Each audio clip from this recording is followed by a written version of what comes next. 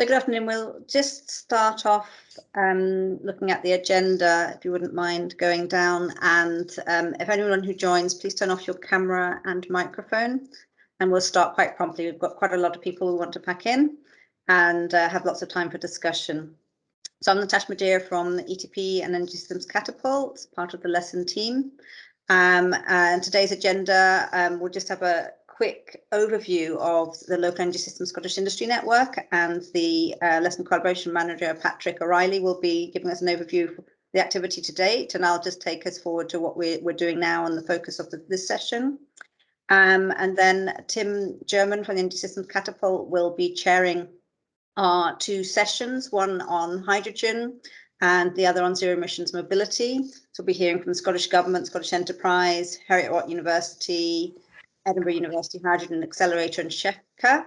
And for the mobility session, we'll be hearing from Transport Scotland, South of Scotland Enterprise, ETP and Urban Foresight. So we'll have a quick roundup and take a summary of where we'll get doing, what we'll be doing next. So I think we have a fair few already attending, and we'll just get on to the overview of the last lesson themes and what lesson is about.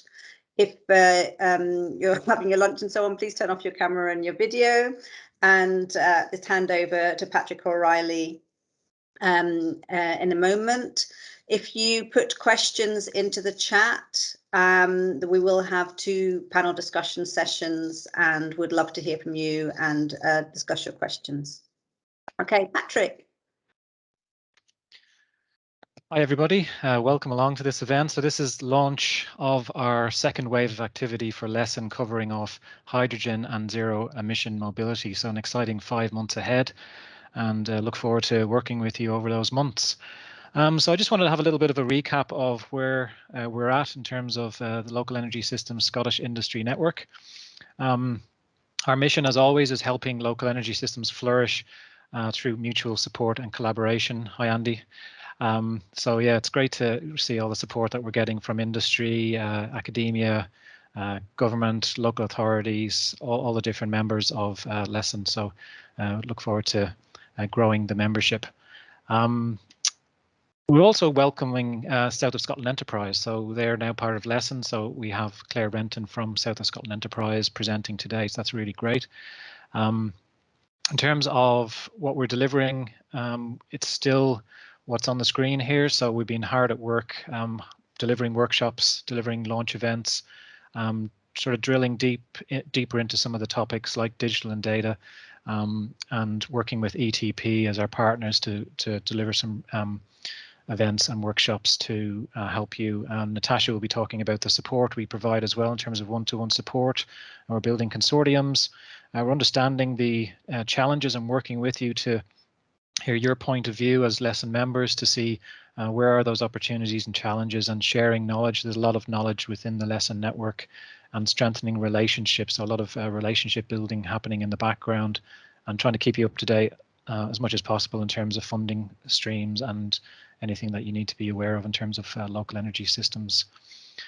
So I guess this is sort of the environment we're working in and who we're working with. And as I mentioned, South of Scotland Enterprise, we're really happy to be working with them as well, and the member base there. In terms of what we've achieved so far, so we've got 150 LESSIN members, and we've run 7 events over the last 2 quarters, or last 6 months really. 194 attendees representing 113 organizations. You can see the sector split there, the different organizations represented, and 21 SMEs have benefited from additional one-to-one support. So we're able to provide support through LESSIN. So if you haven't received support and would like it, please get in contact with us either through the collaboration portal, which looks like this, which we launched in June of this year, and most of you have joined. If you haven't joined, we will give you information on how you can. And it's a great way to keep up to date, check out what events are upcoming, discover really insightful insight papers and previous webinars, get support from partner agencies, and also provide feedback, because this is your network. So it's not all about us saying this is what LESSIN is about. We'd really like your input to shape things over the next coming months, especially in wave 2 of this activity. And just finally, sort of a look at where the spread of organisations are at the moment. There's some further afield, even in Europe and in England at the moment. So we're hoping to get more people joining LESSIN in the coming months. And there's also groups that we've set up. So these groups are able to be hosted by partner organisations. So if there's a particular topic, so in this case, hydrogen and zero emission mobility will be our main topics. These groups already exist within the portal, so you can actually join those groups and start the conversations. And we've also recently added a forum on the main community as well, which have topic discussion groups around hydrogen and zero emission mobility. So encourage you to start some conversations in there also, and also reach out to each other individually through this platform. And next up, we've got Natasha. Thanks. Thanks so much. So I'd just like to give you a quick overview of what we're doing through LESSIN in terms of engagement. So we're focusing on hydrogen and zero emissions mobility in relation to local energy systems. If you wouldn't mind going to the next slide. Going? Oh, there we go. So Patrick mentioned the one-to-one support. So you can have support through ETP or the Energy Systems Catapult. The Catapult has an energy launch pad. The link is there.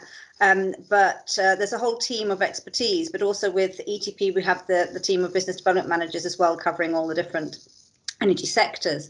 So as Patrick mentioned, you can get direct support. So we could do a surgery and identify business development needs or collaboration opportunities, looking at how we refer on to other support organisations within local energy systems and business development or innovation within Scotland and beyond, and also as a specialist investment or local energy systems sort of technical advice.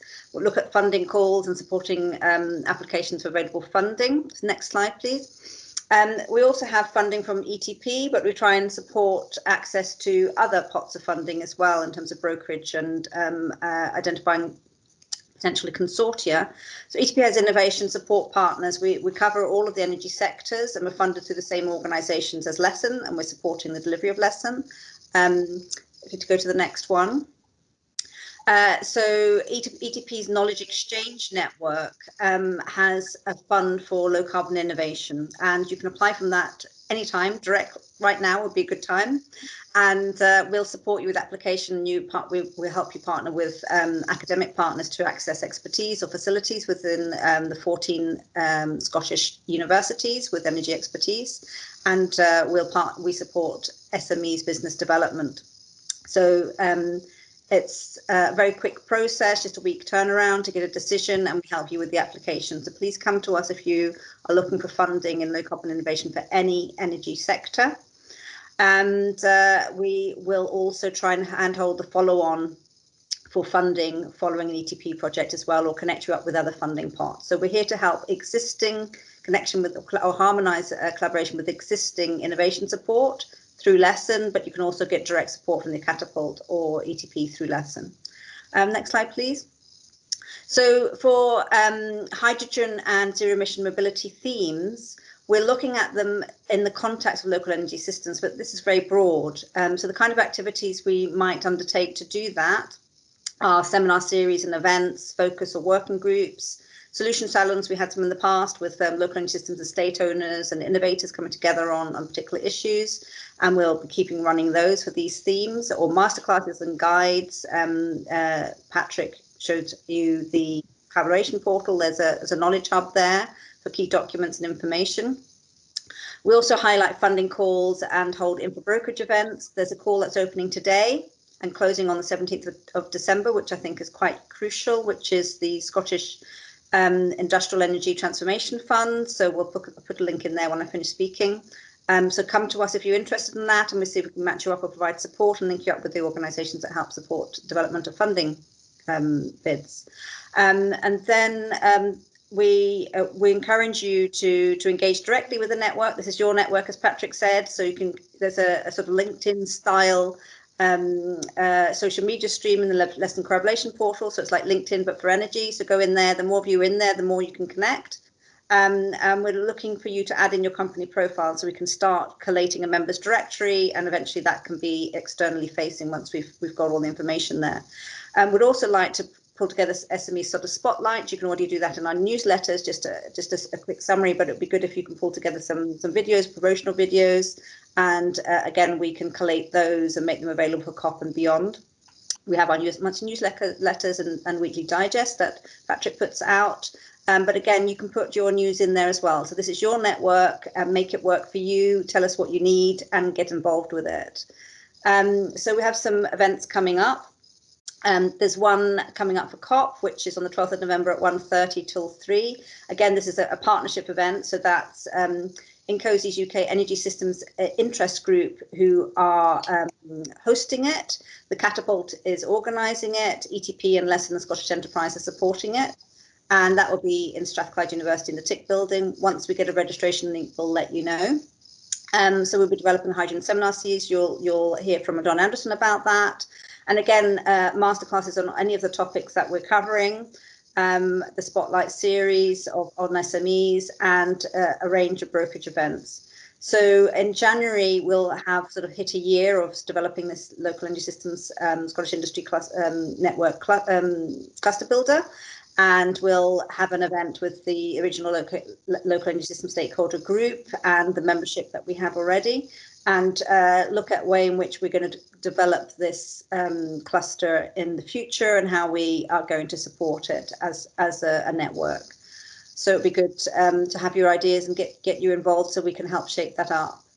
I think that's the end for me. I'm just going to introduce Tim German, who's the Strategic Relationship Manager for the Energy Systems Catapult, and he will be introducing all of our speakers and hosting the panel sessions. Any questions, please put them in the chat, and we hope to have a lively discussion. If everybody can just turn off their cameras and microphones, and we can focus on the speakers, that'd be great. Thanks so much. Hi, Tim. Hi, Natasha. Thank you very much, and good afternoon, everybody.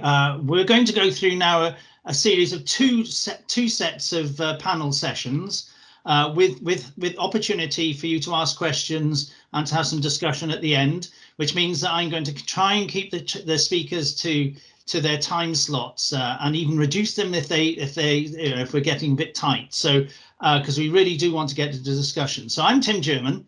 My role at the Energy Systems Catapult is I'm Senior Strategic Relationship Manager, it says on the screen, and I'm particularly responsible for Energy Systems Catapult relationship with the Welsh and Scottish governments. Okay, so in this next session, the first of the two sessions, we're looking at the pathways to hydrogen and looking at the opportunities and the challenges and highlight key projects going forward, etc. So look, we're going to move straight into this now. And the first speaker is going to be from Scottish Government, and that's Ifan Cwpwy. And I'm really welcome you, Ifan. I'm going to hand straight over to you. Good afternoon, and thanks, Tim, and the rest of organisers for giving me an opportunity to discuss the Scottish Government's hydrogen ambitions today.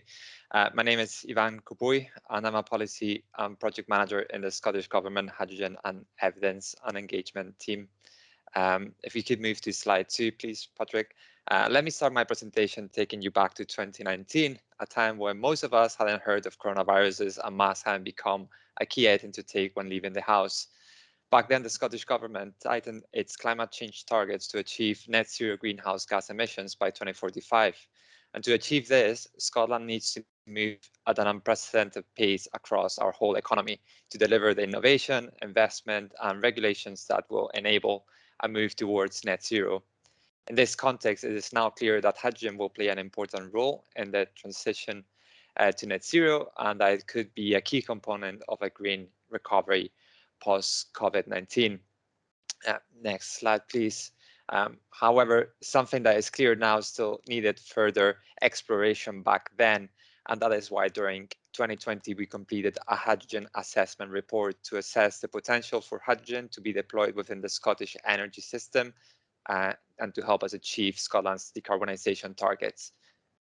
The assessment concluded that Scotland's abundant natural resources, skills and supply chain offer the potential for large-scale production of renewable hydrogen from offshore wind to be a key driver of a Scottish hydrogen economy. And hydrogen is not just an energy and emissions reduction opportunity. The assessment concluded that it could also have an important role in generating new economic opportunities in Scotland.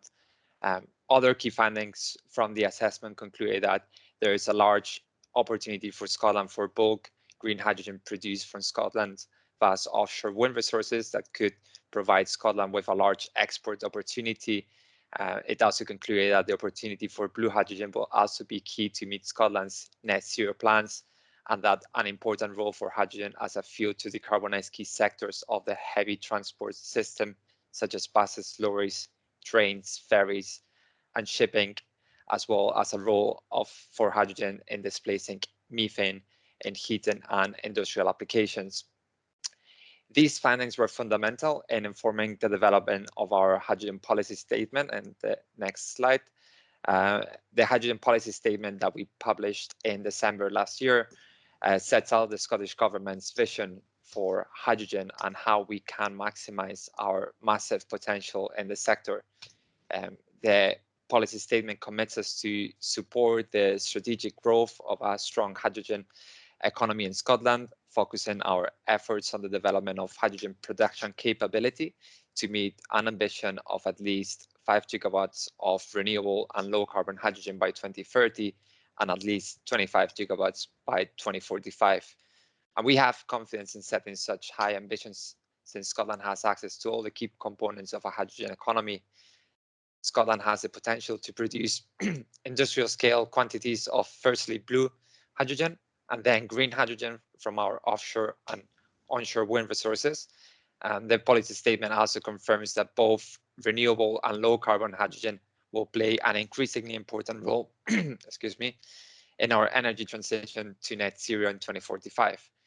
And it also commits us to close collaboration across industry and government and with international partners to enable an efficient transition and ensure that the economic opportunities that a hydrogen economy offers are maximized. Next slide, please. However, if Scotland is to capture and maximize the economic value from hydrogen activities, then we will need to act quickly and decisively. To help achieve this, we will publish our National Hydrogen Action Plan later this year, building on the framework provided by our hydrogen policy statement. And this plan will provide further details on our planned approach and the key actions necessary to implement our priorities across different sectors.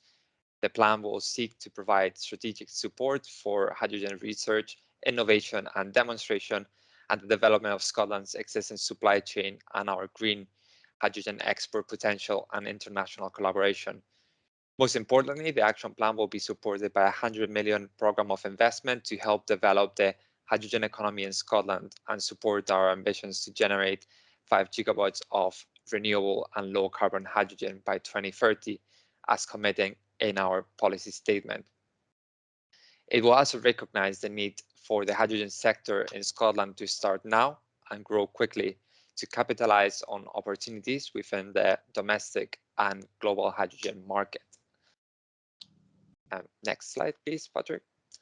And for this to happen, programs such as LESSIN, which aims to facilitate the development of strong partnerships in delivering energy projects at a local level, are fundamental. LESSIN aids in our commitments in transitioning to and meeting our net zero emission targets for 2045, as well as our ambitions of 5 gigawatts installed hydrogen production capacity by 2030 and 25 gigawatts by 2045. As Scotland's energy systems becomes increasingly decentralized, there will be a greater need for considering local solutions to meet local needs. And balancing supply and demand locally through smart integration of different elements of the energy system will ensure that renewable energy penetration is maximized, while also enabling projects to focus on local and community benefits and minimize fuel poverty, and hydrogen will likely have a role to play in this. Additionally, LESSIN enables, sorry, I'm still going through the last slide, thank you, Patrick. Additionally, LESSIN enables us, its collaborators to share the knowledge required to deliver projects, share advanced know-how, connect companies to project owners, develop viable business models, and attract inward investment investors, and this is fundamental to support the growth of nascent sectors such as the hydrogen sector. Finally, the collaboration that the LESSIN network allows will enable businesses to innovate and grow in response to consumer needs, producing investment, innovation, and internationalization. This is in line with the Scottish Government's vision to establish Scotland as a hydrogen nation that is recognized internationally for its expertise and capacity, and our commitment to actively seek international collaborations in the development of a shared hydrogen economy and fully explore our hydrogen export potential. I hope that this overview was helpful. Thank you again for the opportunity to present today. And I'm looking forward to the discussion part of this session. Thank you so much, Ivan. That was really great. Just to let everybody else know, if you want to ask Ivan a question, put it into the chat. We'll come back to it in the hopefully in the discussion session at the end of the panel session. I'm gonna sneak in a quick one though, Ivan, if that's okay. Well, you're still on screen. You said about the action plan coming out later this year. You know what I'm going to ask. Do you think it's going to come out this time at this side of COP? It's COP is a really important event, and I think it would be in our interest to have something to talk about during COP, but we still yet to confirm the date for the publication of the action plan. Unfortunately, I cannot disclose that because myself, I don't know it yet. Fair enough. A difficult question. I'm really sorry. I had to ask it though. Sorry. Okay.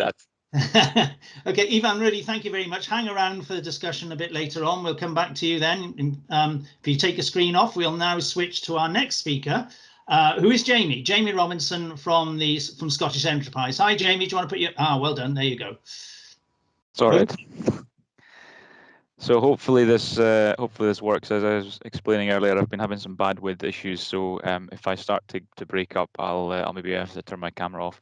Anyway, afternoon everyone. My name is Jamie Robinson. I work for Scottish Enterprise. I'm sure most of you are aware, but for those who aren't, SE is a large publicly funded economic development agency. We cover the Central Belt and east of the country, but work really closely with our sister enterprise agencies, SOSI and HIE, on areas of pan-Scotland's significance. We provide support to key strategic projects to encourage nationalisation and investment. Key sectors which are of high importance to the economy. Oh, am I? Yeah. Okay. We'll try with the video. Is that better? Can you hear me better now? Yes, I think so. Yes. James. Okay. Yeah, so we target key sectors of high importance to the Scottish economy. Low carbon, in its broadest sense, has been a priority for us for some time, and I work in our low carbon transition. We have identified several subsectors within low carbon that are of particular relevance, and these include local energy systems, an area which I'm currently responsible for. And in that role, I actually helped to create LESSIN, which I'm very, very proud of, as the team's been doing a really fantastic job since the network was established at the start of the year. Other areas we've now homed in on are zero emissions heavy-duty vehicles and hydrogen economy. So really delighted that the LESSIN members and the team have chosen those to be the focus of this second wave of activity.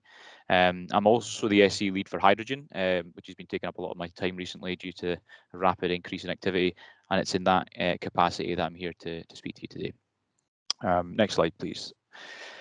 So Ivan's already covered a lot of this stuff on why Scotland is interested in hydrogen, so I'll skip through it quite quickly. Obviously, a long history of world-leading hydrogen demonstrators, including the ones you see here in Aberdeen, Orkney and Fife. They've given us an excellent reputation in the global hydrogen community.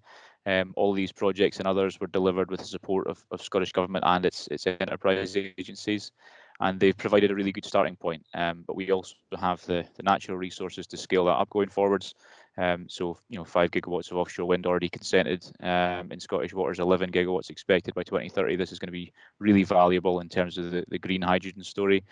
And on the oil and gas side, production could remain above 1 million barrels of oil equivalent per day up to 2035 and beyond, meaning that we have the feedstock for blue hydrogen production as well. And our vast oil and gas fields could also be repurposed for large-scale gas storage in future. We have extensive networks of pipelines, both on and offshore, for movement of gas, as well as world-class ports and harbours, terminals, industrial facilities suitable for production of hydrogen. And we've got a pretty impressive and expanding network of cutting-edge innovation facilities as well. Ivan's covered the political backing for hydrogen in Scotland, which is clearly really strong, and because of that support, we have an extensive network of public sector bodies and providing support for hydrogen, of which Scottish Enterprise is a key part. Next slide, please.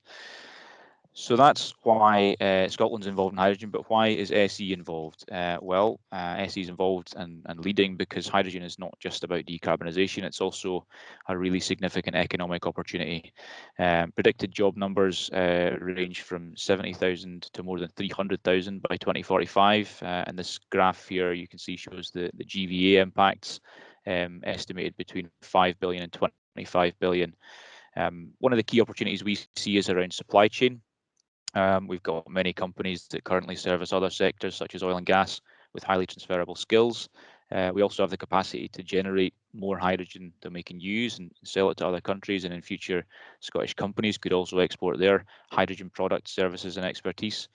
Hydrogen also represents an excellent opportunity for Scotland to attract inward investment in areas like manufacturing and infrastructure deployment. And because of all this, Scottish Enterprise has developed what we call a national programme around hydrogen. And this is going to provide us with extra resource to support strategically important initiatives. It is still early stage and things are evolving, but I can tell you a little bit about our current thinking. So as I say, supply chain is a key focus, and we're building a kind of database just now. We're aware of well over 1,000 Scottish companies already expressing an interest in the sector. And the next step for us there is carrying out a kind of detailed deep dive on capabilities, cross-referencing that with the requirements of hydrogen projects going forward, and figuring out how to support those companies with that transition. To help with all of this, through the national programme, we're aiming to put in place a Scottish hydrogen cluster, which will build on the existing sector support bodies that we have, bolstering their resource to help meet the supply chain challenge. Innovation is another key area. We have many past projects, as I've said, that have delivered fantastic learning, and we have leading universities covering key areas of expertise in oil and gas, in fuel cell and electrolyzer chemistry, electrical engineering, obviously all working together via the ETP, which has recently established hydrogen as a key theme. Additionally, we've got a growing suite of hydrogen test and demo facilities, and through the national programme, we're aiming to try and link those together, working with the ETP, boosting the impact of the work that those facilities can deliver, and helping companies, Scottish and international, to engage with those facilities. Another current focus area for us is infrastructure. The 5 gigawatt production target that Ivan discussed is a key driver for us.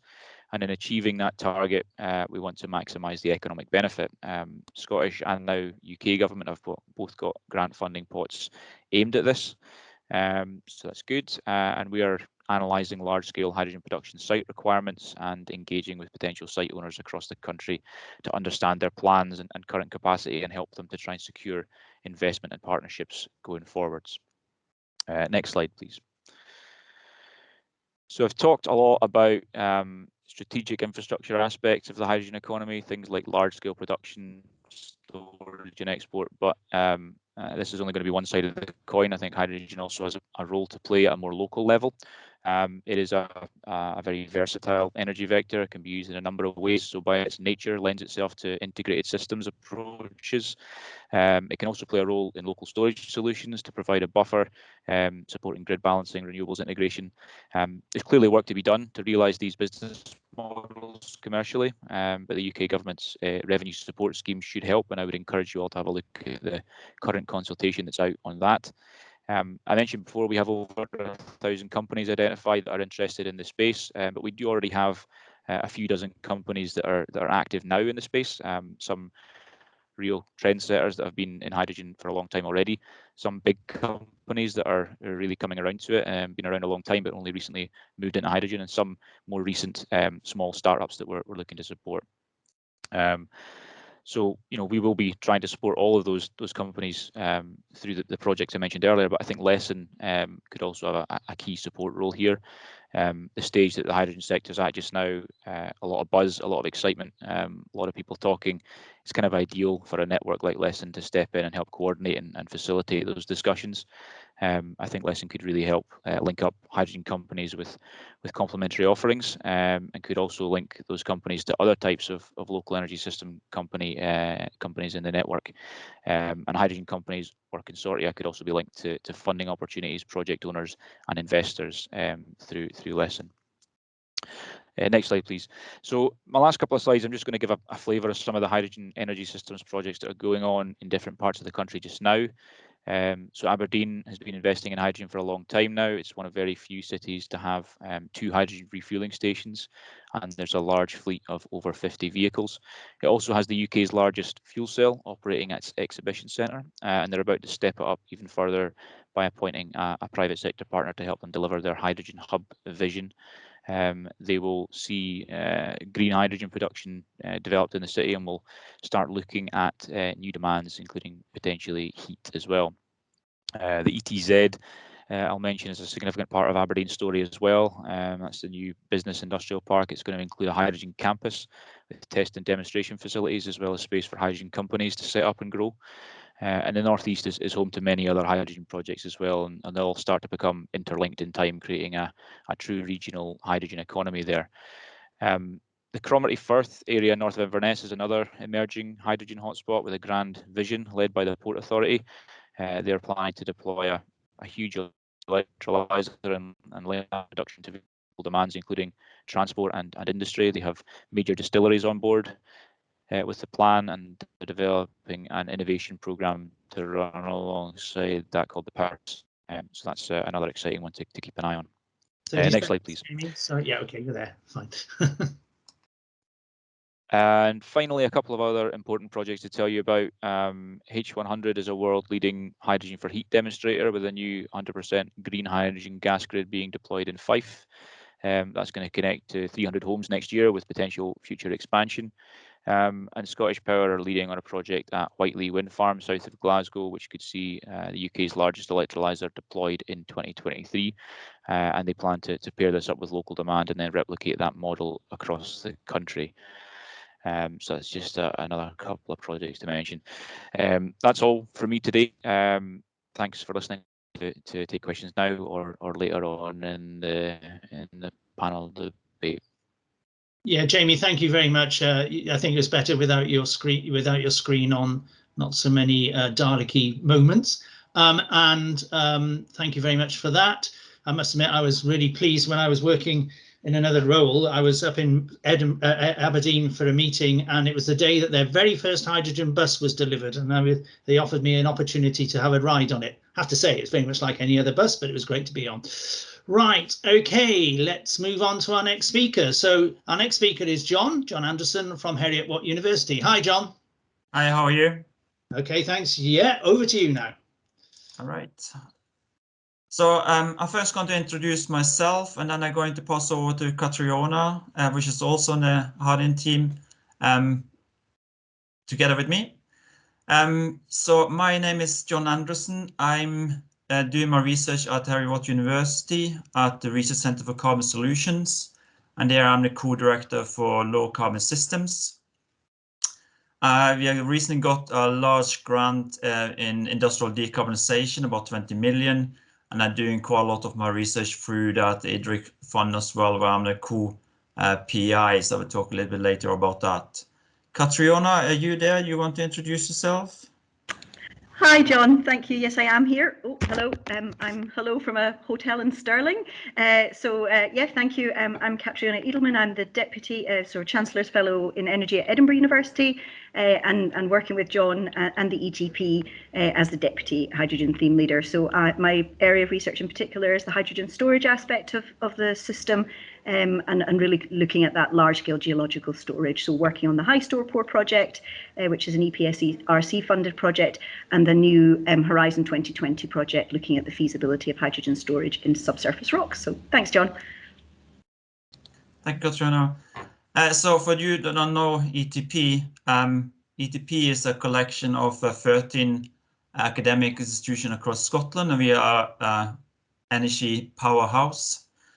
The ETP hardin theme is split into two areas. One is the hardin enablers, and the second is the hardin end users. So if you look at hardin enablers, we are looking into advancing knowledge within production, distribution, and systems. And within end users, then trying to help out with how to best use it in transport, heat and power, and industry. So if you go to the next slide, please. So if you look into ETP, the main ETP expertise that we have spans everything from hardin production up to skill development. If you do have any need for academic input, please contact me, myself, or Catriona. We can either help you or direct you to a university that has the key skills to make it happen for you. We're also very happy to work with SMEs through a knowledge exchange network that Natasha was alluding to as well. So if you have any smaller projects or any input that you need, just let us know, and we have everything mapped out in terms of abilities to help you out on that. Next slide, please. So a little bit about key gaps in the hardin research and innovation landscape. This graph is showing the overall energy situation in Scotland. So if you look into how much is produced of natural gas and oil, and this is scaled up to megatons per oil equivalent, you can see there has been some reduction in oil and gas, but from around 2013 has been a steady production of that. If you have a look at the overall Scottish government target of 5 gigawatt hardin from 2030, you can see that's it's a good way towards it, and there is an opportunity there to utilize what we have already to get hardin production going. You have to highlight first of all what Scotland already have a strong hardin production, mainly through steam methane reforming, about 0.3, 0.4 gigawatt of grey hardin. There's a big opportunity there to get that over to blue hardin. And then obviously larger steam methane reforming units are quite costly to build up. So ETP, the hardin theme, is very happy to work with LESSIN to develop the skills and the knowledge transfer that is needed for smaller companies and smaller electrolyzers to be installed to fulfill the overall hardin potential that Scotland has. So next slide, please. Just a little bit about the strengths that we have in R&D within ETP, where you can see the number of publication that the ETP academics have been increasing publication throughout the last 10 years. We have great opportunity there to help SMEs implementing hardin solutions and to reduce costs. And that's why my last, in the end, I will introduce a seminar series that we are putting forward called Hardin for LESS, or for local energy systems. Just to highlight some of the research areas that we have. So obviously for electrolyzers, efficiency is important, but also areas that you normally don't think about, like water management, system integration, and gas processing, are very important, and we're doing challenges on that. And academics can help out local SMEs how to improve that and reduce the cost in terms of green and blue hardin production. Next slide, please. So that leads me into the the next step for Energy Technology Partnership, the hardin theme.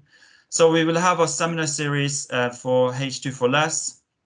So how to get hardin into local energy systems. And this will follow nicely on Evan's presentation in terms of the action plan will come out soon. And then we will start in 2020 building on that, having a seminar series how we can best help. Talking with quite a lot of SMEs, they are asking, how can we get hardin? So our first seminar will be where to get it. So we're working with different companies and academics that can help shed some light on electrolyzers, what electrolyzers best to use, how to get hard into the site, and related issues. Then the second seminar series will be on how to use it. How to use it is more in terms of transport, mixing with natural gas that you may have in your already pipeline, retrofitting of boilers, and related engineering issues that you may have with Hardian. And a key factor there is to not squeeze out natural gas, but how to play together with them. And the third one will be, is it safe? So you look at different safety issues, storage issues that may be related to it. And then in the end, we will say, will it pay off? And looking into the cost and the techno-economic assessment of Hardian and how that compares to natural gas and other systems. Maybe if you have excess Hardian, you can put it into liquid and liquid storage as well. So follow this scene. So I'm very happy to work with LESSIN to have the seminar series H2 for Less, and hope to see many of you on those seminars. Thank you.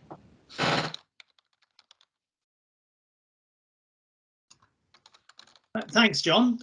We're going to go now into the second part of this particular session, which is we've got a few more speakers to just hear very short, not presentations, but just they've got a few comments to make. And then that's Catriona, Edelman, who we've just seen. And then we've got Sneh from the Hydrogen Accelerator, who's the operations manager there. And then we've got Nigel, who's the Chief Executive of the Scottish Hydrogen and Fuel Cell Association. They'll just give a short input. They're all going to be part of the panel. I'm wanting to see people put questions into the chat, please, so we can have some questions at the end of this session now. So, okay, well, let's go straight to you, Catriona. Hello again, thank you. So yes, as I've already mentioned, Chancellor's Fellow in Energy at Edinburgh, really looking at the storage side of things, but importantly, its integration into the wider hydrogen network. So with the ETP, we're building a strategic, a sort of capability document of the academic kind of expertise and capability within Scotland. So I'm hoping that that document will be ready soon so that we can share that with you and really link up all of the kind of SMEs, industry, academics to really drive this hydrogen economy forward. So, yep, thank you. Excellent. Now, I don't know, is Sneh on the call? Because I know Sneh was going to... Yes, right, yes, brilliant, Sneh. Hi, how are you doing? So do you want to do your little introduction? Yep, well, I'm Sneh Jen. I'm the operations manager at the Hydrogen Accelerator. We're still quite a relatively new programme. We were funded through Transport Scotland. We've been part of the Scottish ecosystem for about a year now, and our role is to promote hydrogen in the Scottish economy. So we bring together government, businesses, researchers to encourage the deployment of hydrogen, and we have sort of four more main roles: sort of technology assessment, engineering, standardization and optimization, matchmaking, and outreach and communication. Thank you. Excellent, thanks, Sneh. And now let's go to Nigel. Nigel, thank you for putting the chat. You can everybody see in the chat that Nigel's put a great advert for his annual conference. Over to you, Nigel. Thanks, Tim. Well, the conference is next week, so yeah, we only do it once a year. So hopefully anybody who's taking part today would be interested in joining us next Wednesday and Thursday. We've got a great speaker lineup. We should have first speaker on should be the First Minister of Scotland. And we've also got Bart Beebook of the FCHJU, the Fuel Cells and Hydrogen Joint Undertaking, who supported the project in Orkney, the Big Hit project, which you've probably come across. The pictures on the wall behind me, the activities going on in Orkney. Basically, it's all about production of hydrogen, the infrastructure, the logistics around moving the hydrogen, and where you use it and what you use it for. So very quickly, I head up the Scottish Hydrogen and Fuel Cell Association. We've got about 150 members. It covers academics, University of Edinburgh, University of St Andrews, Strathclyde, are all members, industry, and also individual members, cities and local authorities. So it's a broad spread of members. And this is critical because with the early projects, we need to bring together all of the partners who can make this work, make it work effectively.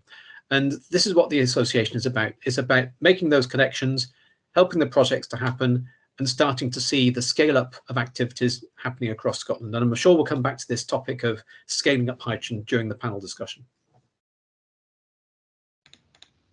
Excellent, Nigel. Okay, so we're now going to, and I'm still looking for questions to be put into the chat. We've had some interesting comments about funding schemes, which Natasha's been helpfully answering herself in the chat, but I'm still looking for questions for this session. So I'm going to have to kick off, guys. So hopefully all the people who are on that panel, that's Ivan, Jamie, John, Catriona, Snay, and also Nigel. These are questions for you, and I will ask. I'm not going to ask everybody every question because we'll be here all day. So an obvious question. I mean, because I work in the energy systems catapult, and hydrogen is obviously part of the important energy system mix for the future. But there's this huge debate that's going on at the moment, particularly I think I've heard it in Scotland as well, which is about when is hydrogen likely to really kick in? Is it going to be part of your target setting for the future to reach your targets? Some people think let's get on with it now. Others are saying, well, yes, let's gradually bring it in, but it's not going to be here in time in full to actually have a major role within the target. So that's a critical question I'm sure you've all been addressing. So actually, Ivan, can I go to you first on that, and then I'll come to you, Nigel, if that's all right? Yes, absolutely. Thank you, Tim. Yeah, so our position, there's also debate in terms of low carbon and renewable hydrogen, and that's the blue and green debate that we've all heard about. And our position is that we need both low carbon and renewable hydrogen. And this is because we think that low carbon hydrogen will be cheaper to produce, at least in the short term. So our expectation is that we will see in the shorter term and the short to medium term developments in the low carbon sector. We expect that the large green renewable hydrogen projects to appear and become operational later on in the 20s and in this decade. And hopefully this both will assist in meeting our ambition, which is not a target, but it's an ambition to generate those 5 gigawatts of production capability by 2030. Okay. And I can build on that, Ivan. So I think one of the questions, Tim, is very much sort of what's happening, how do we scale things up? And I think that there is actually quite an important sort of aspect here around the Scottish energy system, and this is the growth that we've seen in renewables deployment in Scotland. So I think now Scotland is essentially 100% of Scotland's electricity on an annual basis can be delivered from renewables in Scotland. And locations like Orkney have been ahead of the curve. They were doing this back in 2013, 2014. But the reason this is important is because it then gets to a point where that electricity can start to be used for other purposes, not just for direct electrification. But this is where the production of green hydrogen from renewables becomes key. And the growth potential that we're seeing is really starting to come through in the offshore wind projects. There was an announcement last week about the development of a 2 gigawatt offshore wind project to the west of Orkney. So the work that's going on in Orkney at the moment, which is small compared to 2 gigawatts, the electrolyzers are 0.5 megawatt and 1 megawatt. But the point is here, the projects like Big Hit, Surf and Turf, and H100 in Fife, is very much about starting to learning by doing. And there is no point in trying to go for gigawatt scale projects if we can't first deliver projects at tens and hundreds of megawatts. And this is where the projects going on in Glasgow, 20 megawatts, Cromarty, 35 megawatts. I think Aberdeen are looking at scaling up as well. These are key stepping stones on the way to delivering the target of 5 gigawatt by 2030. If we don't get the early projects right, we're going to find it really difficult with the later projects. So this is where the experience learning is absolutely critical. Practical lessons, and some of it's technical, some of this will be commercial, and there could be aspects which are to do with how the public accepts the use of hydrogen. And this is where the H100 project is absolutely critical. If the public doesn't buy into this in terms of the acceptance of hydrogen, then the demand is going to struggle. If the demand struggles, then the business case is going to be much more difficult. And this is where the local energy system approach can be really valuable, because as we've seen in Methel with the work that's been done already with education outreach with schools, that helps to build the understanding that then gets the acceptance. And then I think we will start to see people choosing positively to go for green hydrogen in the H100 trial, which is going to happen over the next few years, instead of just using natural gas. Seems really sensible to me, Nigel, that sort of measured approach. Luckily, we've got other questions now in the chat, because I had another question lined up, but actually I think I should switch to other people's questions.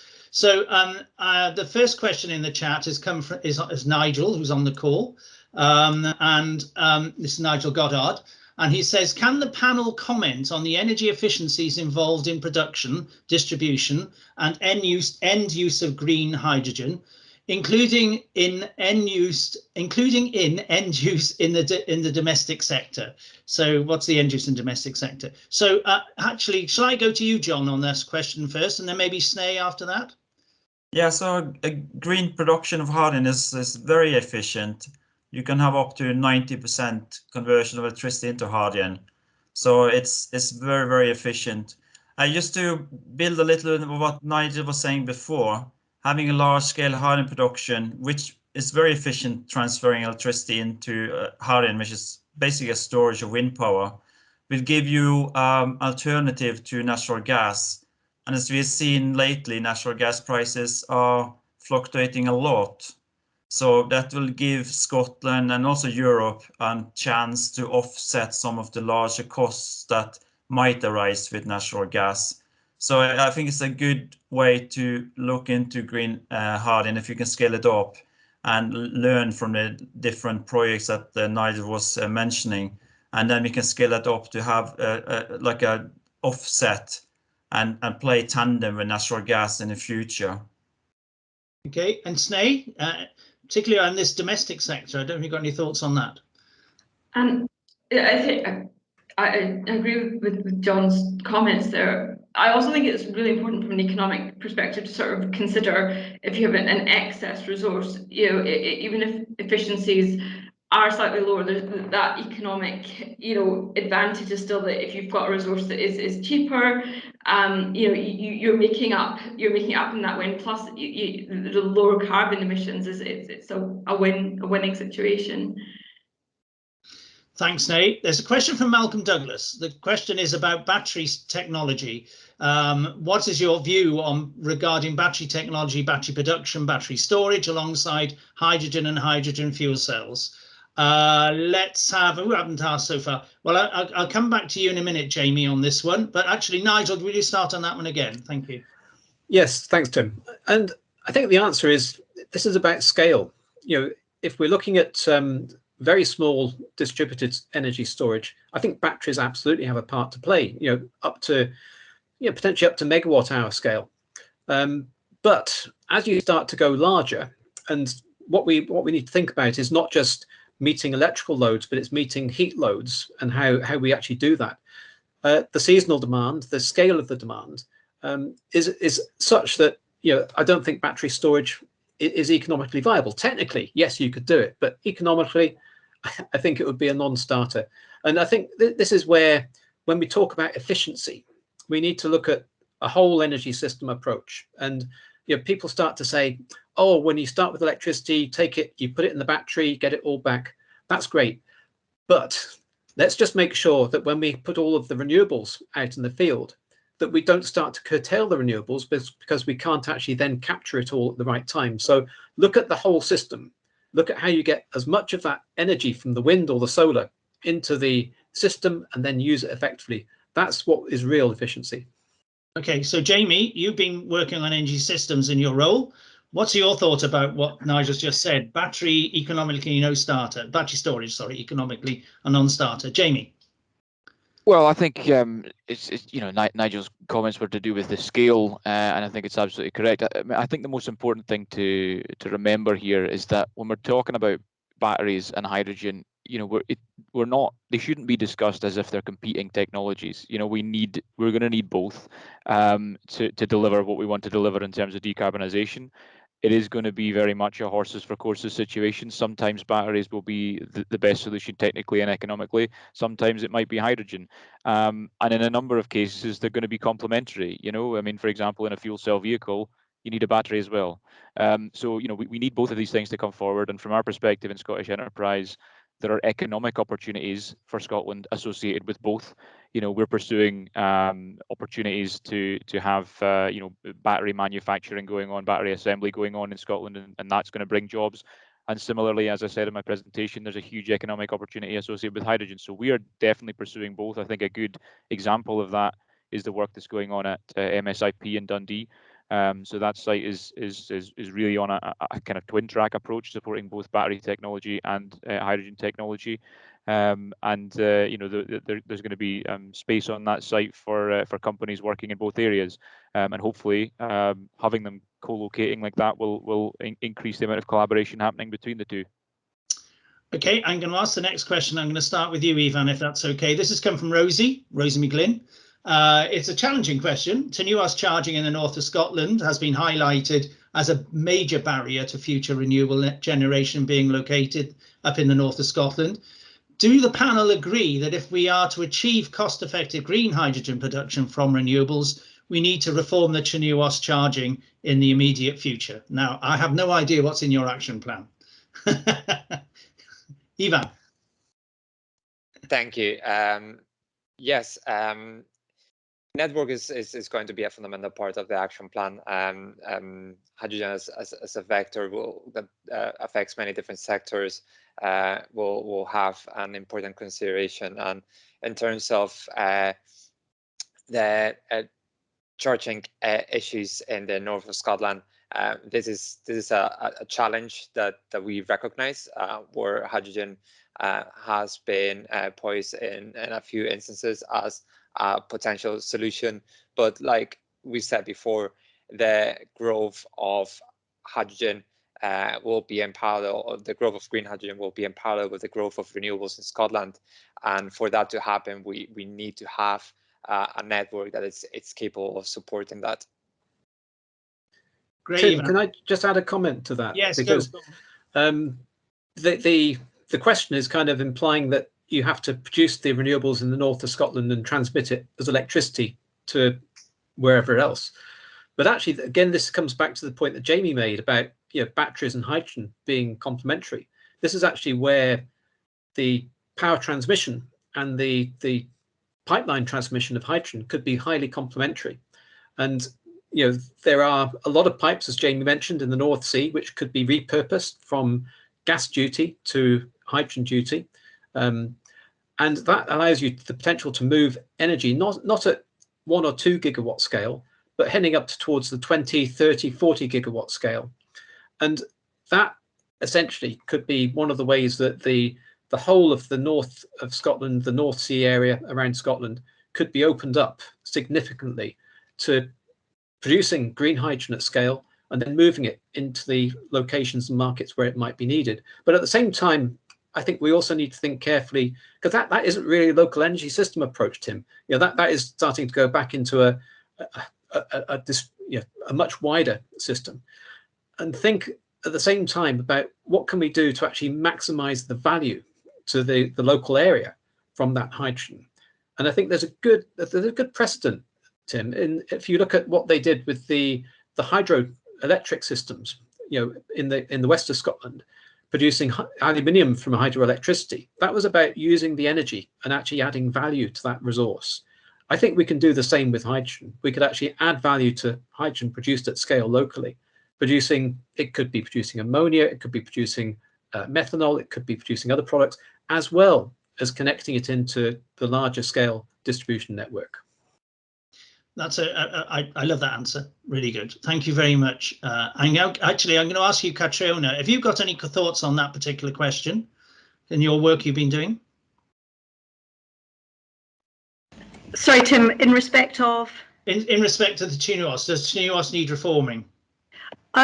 So this is not really an area I know very well about, know much about. So I probably don't have very much to add to that, I'm afraid. Sorry, Tim. No, it's not a problem. It's not a problem. We've got loads of questions. I'll try and bring you in for another one of the questions in the chat. That's fine. Thank you. Sorry. Okay, if you want to look at the chat and you see a question you think I definitely want to answer that, make sure you let me know.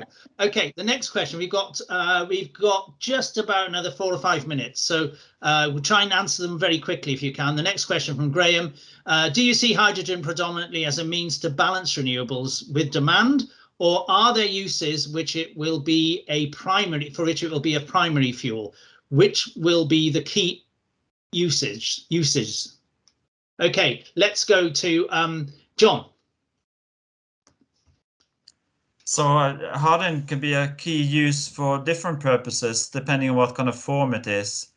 If you mix it with natural gas, you can use it in existing infrastructure to retrofit boilers, for example. That will ease it. You can also use hydrogen in ammonia or other liquids, and then you can combust it there for shipping, for example. So there's a wide range of uses you can have for hydrogen that can be complementary to fossil fuel-based systems and also use the operation system that you have. I think one of the key questions is how we can get hydrogen into the system and keep people comfortable using it. And I think that's a lot with skills. And I think what LESSIN is doing in terms of helping local energy systems to use it, so people get to know how to use it safely. They're not afraid of it anymore. They think about explosions. And as far as we can have quite a few smaller projects, how to use it, I'm sure that will help in terms of transferring people's skills and jobs into the hydrogen economy. And then people will see the opportunities of using hydrogen to take down the carbon footprint that natural gas, crude oil, and luckily coal is not in the equation anymore, but carbon-based fuels. So it's all about that skill development, I think, and putting hydrogen into smaller systems and then building up that confidence level that could help wider implementation of hydrogen. Okay, there's 2 very quick questions I'm going to ask. I want 30-second answers, if that's okay. The first question is from Alex, which is, how do we deal with the demand side politics from different sectors who will want access to a growing but finite supply? Can you do a quick answer on that, Nigel? Well, I think the simple answer is, the market will sort itself out. So, what we're seeing already is that there are some sectors which have set targets for net zero by 2030. The water utilities, the whiskey sector, and from this we're starting to see some of the early demand for hydrogen. And in some cases they're prepared to pay a little bit more to actually access that and to achieve their targets. I think what we'll see later on is the larger industrial companies where the cost of energy is absolutely critical. They're fighting in global markets. I think they will come in at scale slightly later on. But I think it's important that we work with some of the early adopters because, again, this is very much the learning by doing. Thank you very much, Nigel. Look, I'm not going to be able to get through all the questions and points that have been raised. Malcolm, you've asked a couple there, or at least raised one. Actually, Malcolm's first question is quite an interesting one, which I was going to ask the panel. You can answer questions in the chat as well as speaking out to them. It'd be great if you can. But actually, the first question I'm going to ask for a very quick answer, if you can, from Ivan, if that's all right, Ivan, which is about could you explain what Scotland is doing to be involved in the carbon credit and carbon futures market and the general financial market? Is there anything you can add to that? You can illuminate us on that. Yes, it's not an area of expertise of myself, but we are in conversation with international partners regarding future carbon markets, and is an area that could potentially assist the development of hydrogen in Scotland. So it's a space that we're watching. Okay, so is there any other urgent answers from anybody? Anybody want to absolutely say something that I haven't asked you to answer from the panel? The only thing I will add about the question of markets is that one of the key things here, Tim, is when we're looking at scaling up these projects, these are big ticket items. When we're talking about the gigawatt scale projects, so it's actually the investors' willingness to actually choose Scotland as a location that will be very important. So, the carbon credits, the opportunity to have a mixture of green and blue hydrogen in Scotland, that's all great. But if the investors don't have the confidence, either in terms of the policy frameworks or the stability, then they might choose other locations. I think this is where the Scottish Government is doing a great job in terms of getting the policy in place, and hopefully, Ivan, we'll see the action plan quite soon, and I think that will probably help people even further to actually pick Scotland as a destination. Yeah, our big ticket confidence, Ivan. Well done. And I can see Catriona was nodding away there in agreement with you there. Okay, I'm now going to have to move on to the next session, if that's okay. I want to thank all the panels. Thank you very much for your answers and for your presentations. And there was a great session, but continue, please, the answers and the questions in the chat, and you can carry on in the question and answers in the chat. So thank you very, very much for that. And we'll move on now. So if you want to turn your cameras off, we'll move on to the next panel session, which is about zero emission mobility, or ZEM, as acronyms are us. Okay, so this is on the road to zero emission mobility. We have a great panel for this as well. So we have for this one panel, we have Stuart Jackson from Transport Scotland, and then we have Claire Renton from South of Scotland Enterprise, and Alex Reid, who many people know from various roles that Alex has had in Scotland, but now he's with the ETP. So and so I'm now going to go straight away to you, Stuart. Thank you.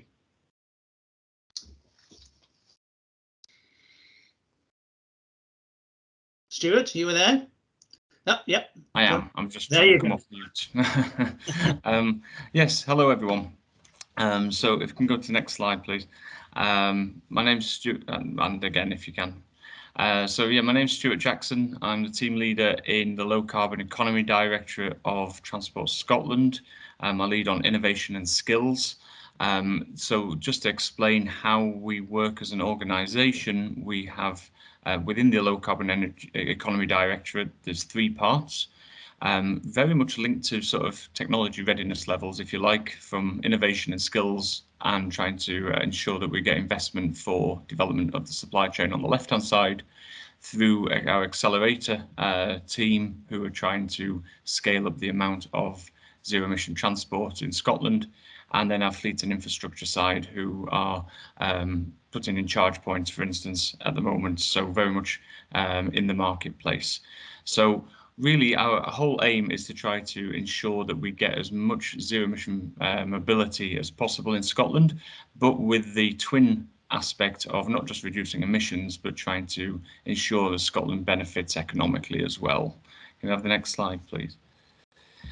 So I think everyone is quite well aware, probably on this call, of our decarbonisation ambitions. I think as a backdrop, these are our, they're very ambitious targets that we've got, but these targets are allowing us to focus on innovation to help address some of these challenges. And of course, in addition to that, we also have very strong targets on, for instance, making sure the majority of new buses purchased by 2024 are zero emission, and reducing car kilometres by 20% by 2030. So as you can see, there's a lot of different aspects of the decarbonisation roadmap that we have, focusing on transport, of which energy is playing a key part. Next slide, please.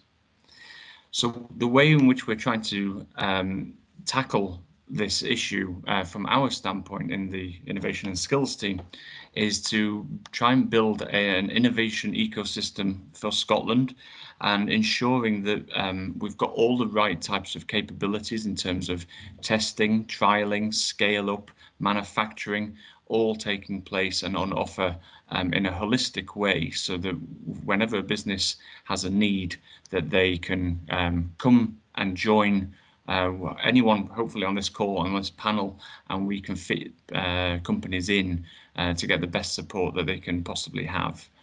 Next slide, please. So what we, from our standpoint in Transport Scotland, what we're trying to do as well is work what we call as a whole Scotland approach. So we're working within with Scottish Enterprise, with Scottish Government, and working across both the public and private sectors in ensuring that we are all as aligned as possible in terms of the roadmaps that we have for decarbonising the transport sector, but also making sure that everyone is aware of the types of investments that are going in terms of supporting supply chain development of new technologies. Next slide, please. So ultimately, our opportunities that we're seeing are twofold on the energy vector side, and I think as we've heard on this panel so far, there's been a lot of focus on batteries and hydrogen, and we've heard a lot in terms of the opportunities there. So I won't go too much into detail because I think that's been a strong focus of the group. What I would say though is on the heavy duty vehicles side, we have started to essentially look at that area a lot more in depth and thinking about the broad church of vehicles within the heavy duty vehicle sector that essentially covers everything from buses to refuse collection vehicles, all the way through to heavy goods vehicles. And then at the moment we are running a programme with Scottish Enterprise that is helping to map who is in that sector, not only at vehicle level, but at system, subsystem and component level, so that we can understand who the key organisations are of the Scottish supply chain and how we can plug them in to opportunities to grow in Scotland, but also to service global supply chains. Next slide, please. So on the battery opportunity, we recognise this as a key strategic part of many different vehicles going forwards of having key and reliable battery supply chains. And we know that the demand for battery cells will outstrip supply. So we are looking at how to develop Scotland's supply chain in the production of battery cells and battery packs. One of the first things we've done is commission the research on the right to understand what the battery use in Scotland is now and how that will change in the future. And that was just released in the press a couple of weeks ago.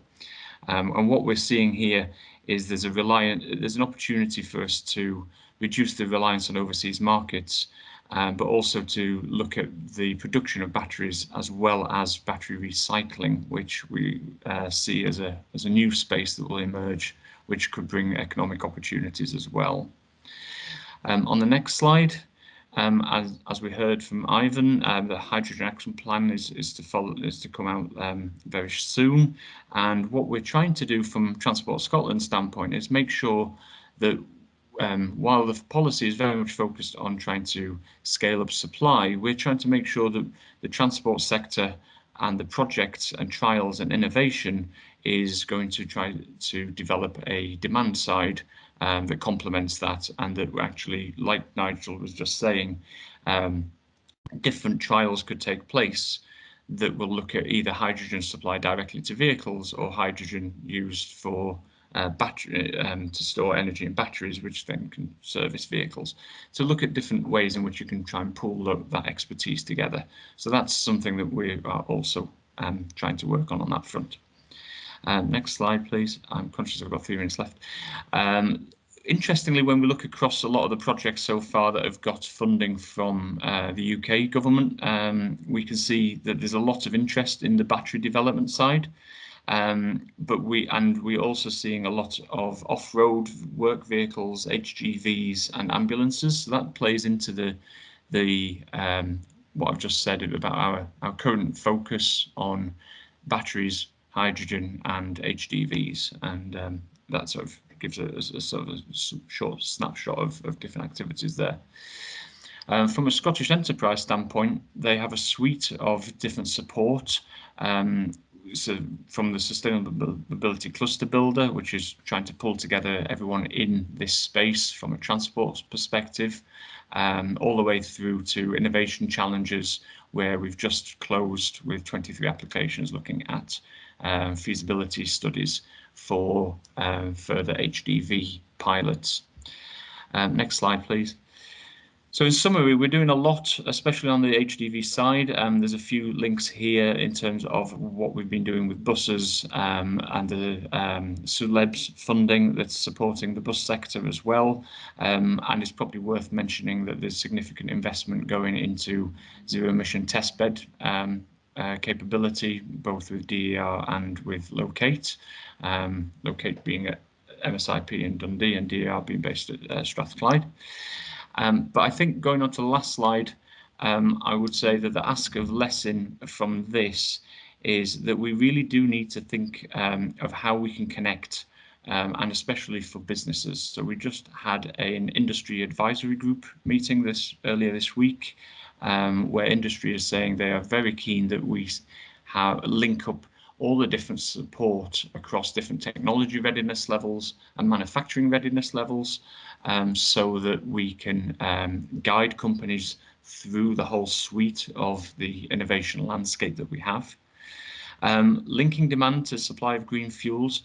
One piece of work from another part of our directorate, the accelerator part that we're looking at the moment, is trying to look at the future aggregate demand for energy and how that may change as we move to new energy vectors.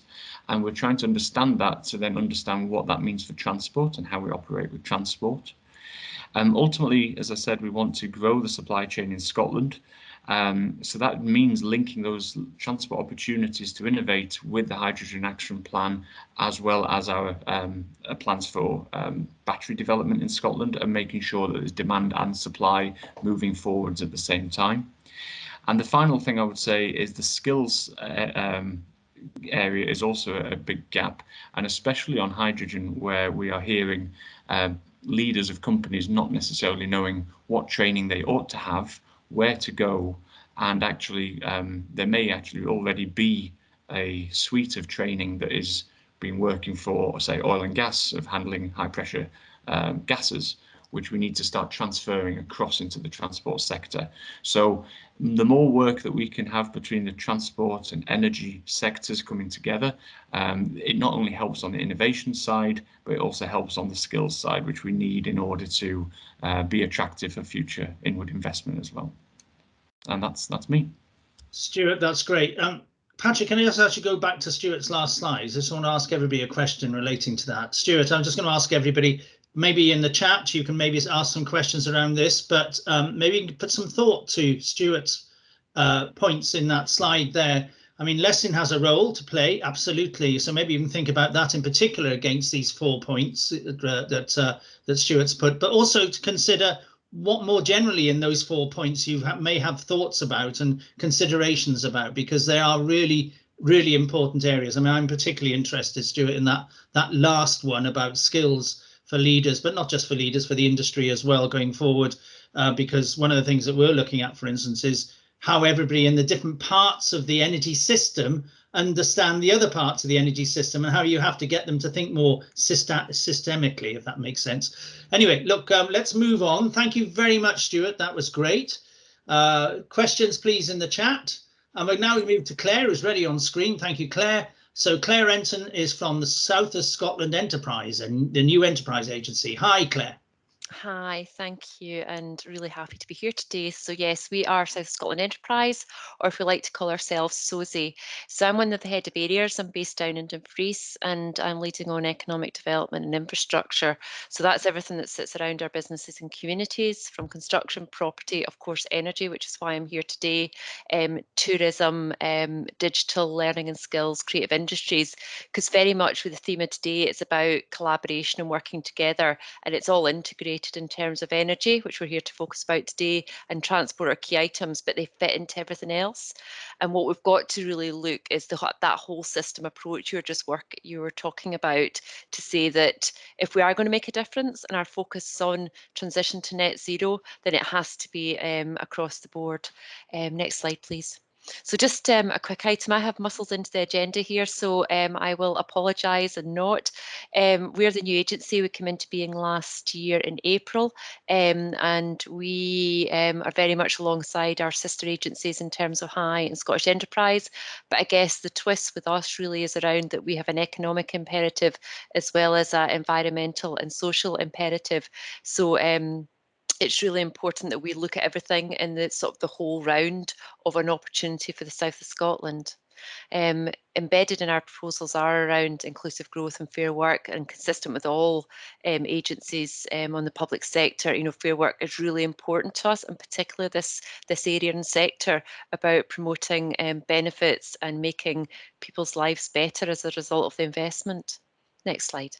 So just to say, our geographical locale is obviously the south of Scotland, but just for clarity, it's between the north of England, covering Scottish borders, and Dumfries and Galloway.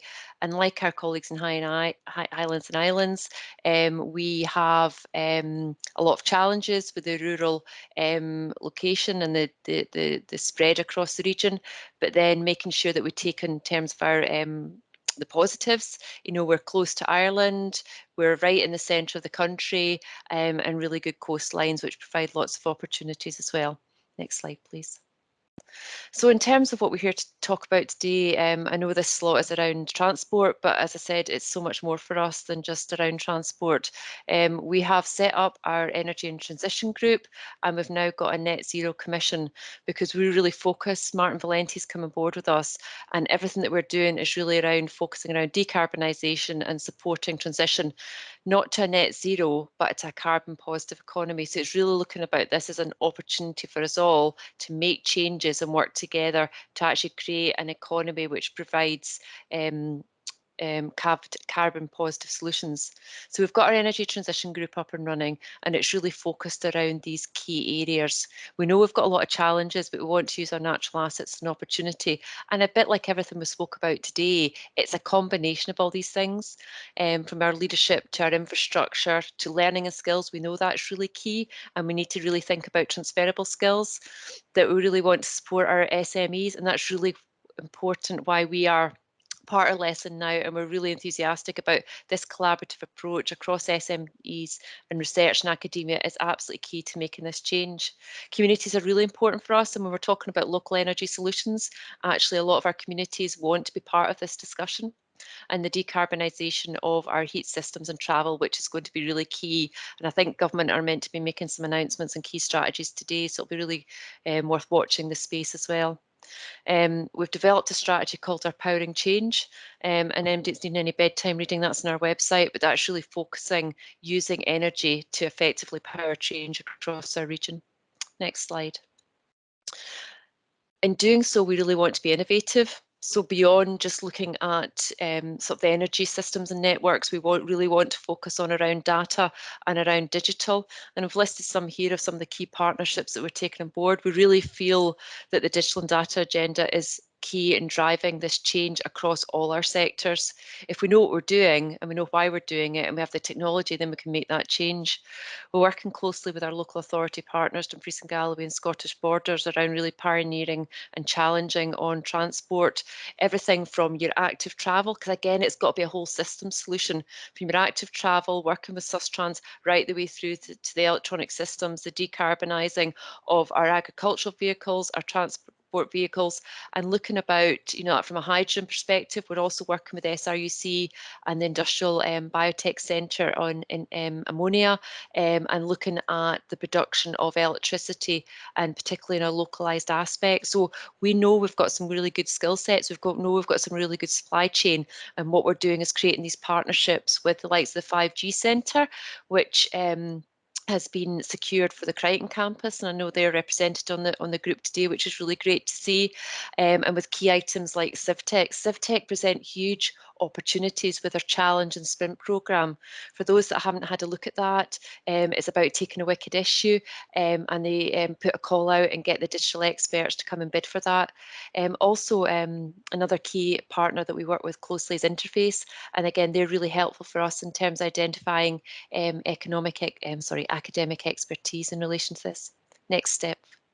And I just want to mention briefly about Borderlands, because I know I'm ending my 5 minutes, that the Borderlands Inclusive Growth Programme is the equivalent of the City Deal and presents a huge opportunity for local energy systems. We're having an energy master plan, because the investment of this overall programme will be 400 million, which is meant to realise 1.1 billion worth of return investment and create 5,500 worth of jobs. There's the energy work stream here, which Changeworks are working on just now to map out all the opportunities, but it's a real space to watch in terms of local supply chain opportunities and national supply chain opportunities. And also we've got really key projects like Chapel Cross, which has been pitched for a key hydrogen site from the UK, as well as Stranraer Marina, Mountain Bike Centre. So energy just features consistently throughout all our work streams and programmes. Next slide. So that's a quick canter through who we are, what we're doing, what our interest is in that area, but plenty of social media presence. And if anybody wants to reach out anytime, very happy to speak to anybody. And we do have funds and we do have support mechanisms. So really keen to work with LESSIN as a group and with individuals and organisations to explore what is possible. Thanks, Claire. Hang around now for the chat at the end and the discussion at the end. And thank you very much. We're now going to switch to Alex Reid. Alex is, as it says there, he's Business Development Manager for Zero Emissions Mobility with the ETP.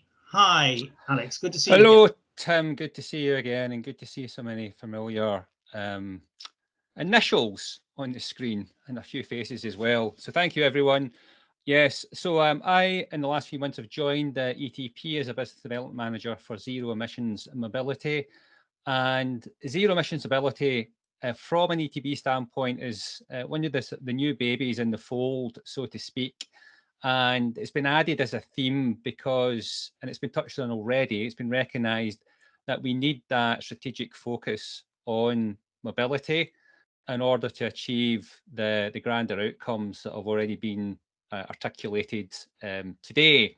So my particular role is to really drive that collaboration between industry and academia, just in exactly the same way that ETP has been doing successful for many years across many other energy themes.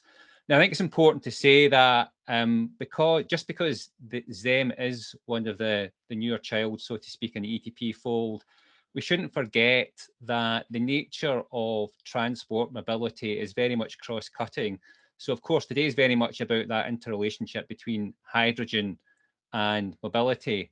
But at the same time, there are, of course, other energy themes within the ETP fold that are equally relevant. And I think I say that very deliberately because when we're looking for opportunities through the lens of projects, we shouldn't limit ourselves to a specific belief that it has to start and end with just something mobility. It could very easily plug into other energy vectors and very much help to drive forward that whole systems approach that we've already been talking about.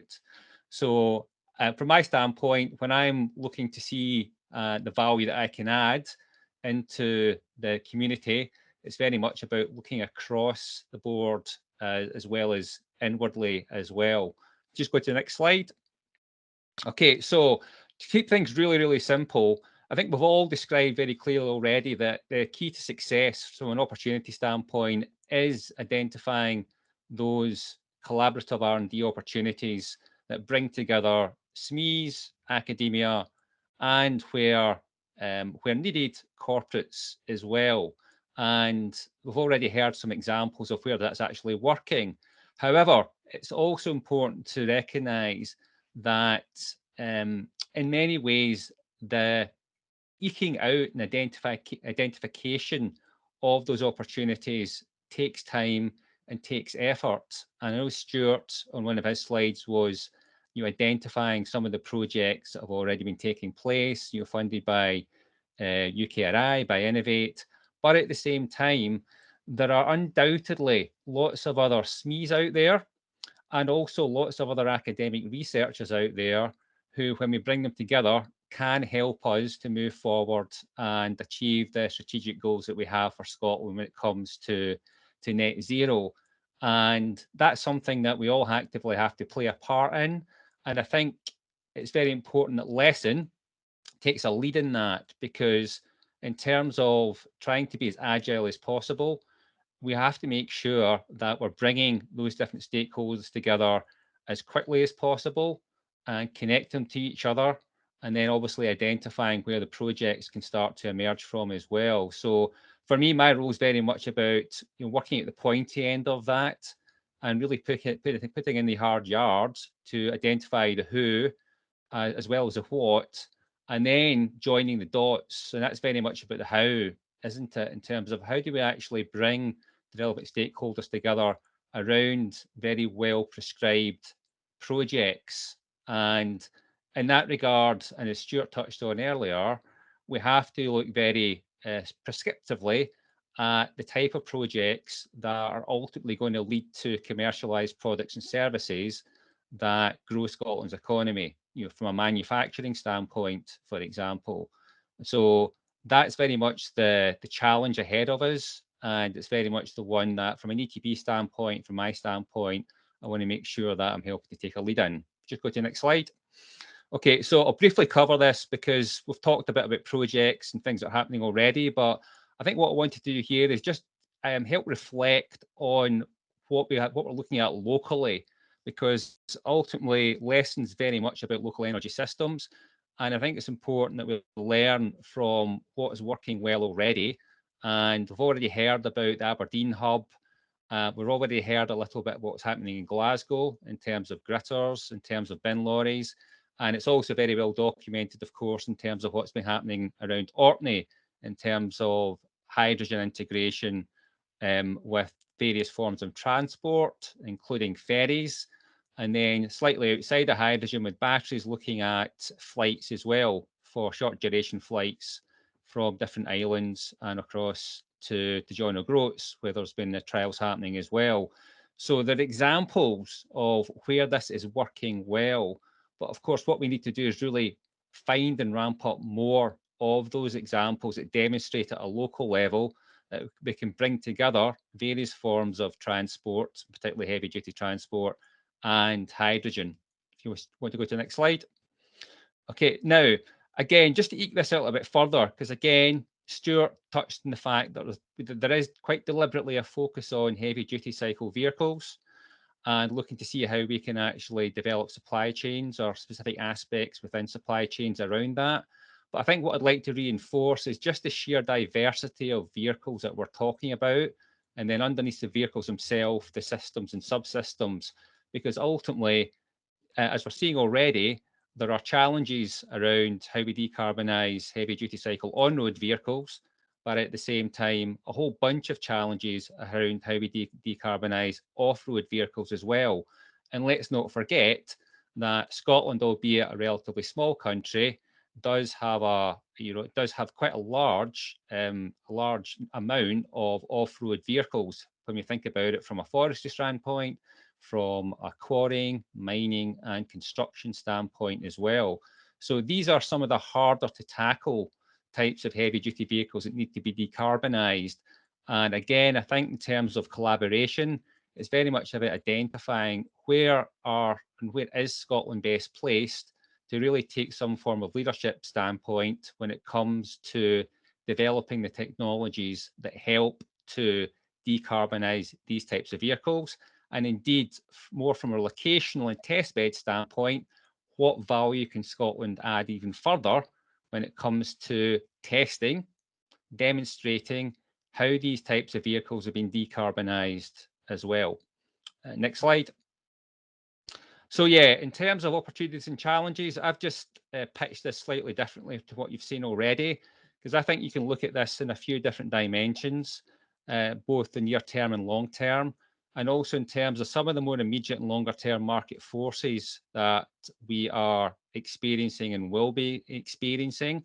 So quite currently, if I just want to pick one out from there, just in the interest of time, 2022, April 2022, the red diesel rebate is removed, and that's going to mean that for specific sectors like quarrying and for construction and mining, their costs, fuel costs, diesel costs are going to more or less double. So that's highly relevant and indeed begs the question about what further steps can be taken in order to start to develop the technologies that enables those particular sectors to transition from internal combustion engines to something separate, such as hydrogen. And just conscious of time, final slide. This is a very quick rattle through.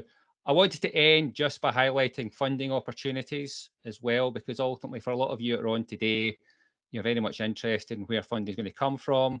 So from left to right, from where we are today through to about May next year, very immediately, ETP in the last couple of weeks have launched their own small grant funding call. That has a closing date for expressions of interest of the 29th of this month. And then you can see for yourself what's coming forward from there. There is a red diesel replacement competition that's up and running for phase 1. That's got a closing date of the 22nd of November. And probably the other one to pick out for those of you who are smaller businesses taking part today is Innovate UK Smart Grant. So the next phase of that is up and running and closes in early January. So as Natasha said up front, we ETP are here to help. We help to broker relationships, bring you together. So if we can help in any way in that regard, then please reach out to me. And that's me done, Tim. Okay, thanks very much, Alex. Okay, let's move now to the panel session. We're going to be joined in this panel session, as you can see at the bottom of the slide, by Dan Langford, who's Sustainable Transport Cluster Builder Lead. Dan, do you want to give a couple of minutes, just sort of introduction? Yes, sorry. Just there you are. Hi. Making sure I'm clicking the right buttons. So thank you very much, everyone, for allowing me a few minutes to talk about the Scotland Sustainable Mobility Cluster Builder. Very, very quickly, similar to LESSIN, really, we were brought together to drive the community around sustainable mobility in Scotland to be a bit of a focal point for activity, which may not previously have really been there. There's kind of two sides to what we're trying to achieve. One of our functions is to facilitate the opportunities for Scottish companies to take advantage of the disruption in transportation currently. That's through sort of a series of networking events and workshops. We also sort of bring together the consortiums to pursue different types of funding opportunities. The flip side of that, of course, at the end of the day, and has been discussed many times already, is we're here to support the government's goals, their climate goals, and specifically the decarbonisation of transportation. And thought I might take a few minutes as well to sort of focus on the topic of mobility in itself. But when I started in this industry probably 7 years ago, back then mobility just referred to electric wheelchairs and maybe the occasional phone. So it's definitely a new term. We look at it as moving people and goods from from and to different destinations. I will say that the Sustainable Mobility Cluster Builder does also include maritime and aviation. By way of example, we're currently bringing together a consortium to pursue the future of flight funding that that Innovate UK has open, and I think Alex actually mentioned that on his previous slide there. So mobility covers a lot of different areas. Some of the more Scotland-specific opportunities, we've all heard about the zero-emission heavy-duty vehicles focus. Logistics obviously plays a significant role in relation to that. There's significant emitters to the emissions in Scotland. Rural island transport. Love hearing about all the exciting things happening in Orkney and the different islands. Hydrogen. Yep, it's been a topic of half of this event today, so definitely a focus area. And the flip side of that is, of course, complement that is, of course, the battery, energy, and transportation. One big area I did want to point out, I know the focus today is more on the energy vectors and whatnot, but we kind of forget about the digital side of the future of transportation, the connected and autonomous vehicles, the big data that goes behind it.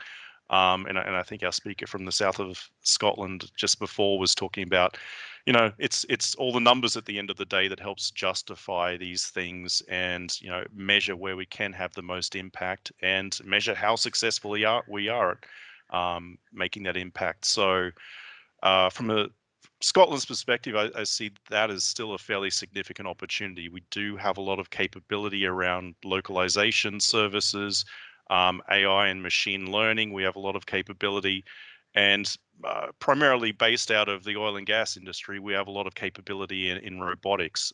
So I think taking some of those assets and turning that hand to look at transportation really has the capability of putting us on the map. So yeah, I guess that was a very quick whistle great, stop great. tour. Yeah, you'll see yeah, some of our networks being put in the chat there. So definitely reach out if we can help out with your company's foray into mobility. It's an incredibly broad topic, touches pretty much every company in the country. But yeah, it's a disrupted industry and there's plenty of room for everyone to play, and Scotland can definitely make their impact on a global scale. I will say our next event is early December, about December 3, I think it is. So keep a lookout for that. Thank you. Okay.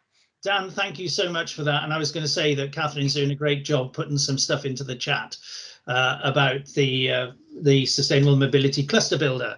So keep doing that. We'll now move to some questions. My experience with the first panel was that people waited till all the speakers finished and then whacked us loads of questions in. So I'm hoping you're going to do the same for this one as well. I'm going to start off with a question. There are some other questions in the chat, so I'll come to those in a sec. But one of the questions I was going to ask the whole of this panel really is about the skills gap.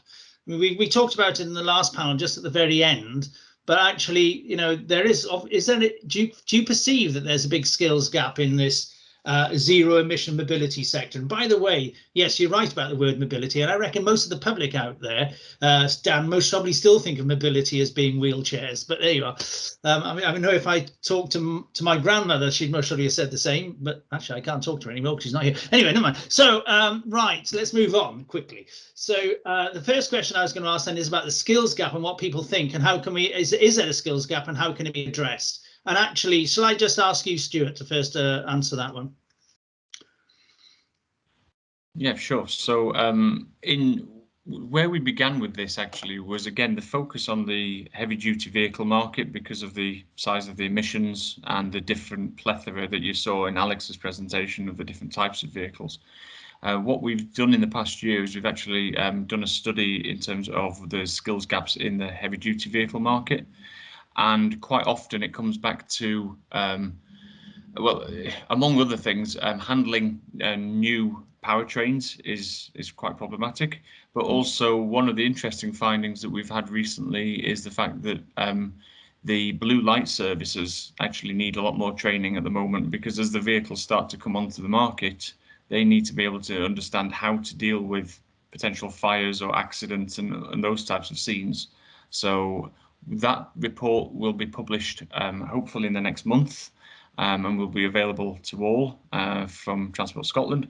But then after that, what we're then going to do is then take those insights and then start looking at further work as well. So, but what we're detecting overall is there's gaps in the maintenance of zero emission vehicles, but also in, as I said in the presentation, in the leadership of actually how to procure, how to manage fleets, etc., which is a different set of skills required, and not always with an accreditation at the end either.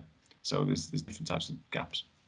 So do you think there should be accreditation for those sort of skills?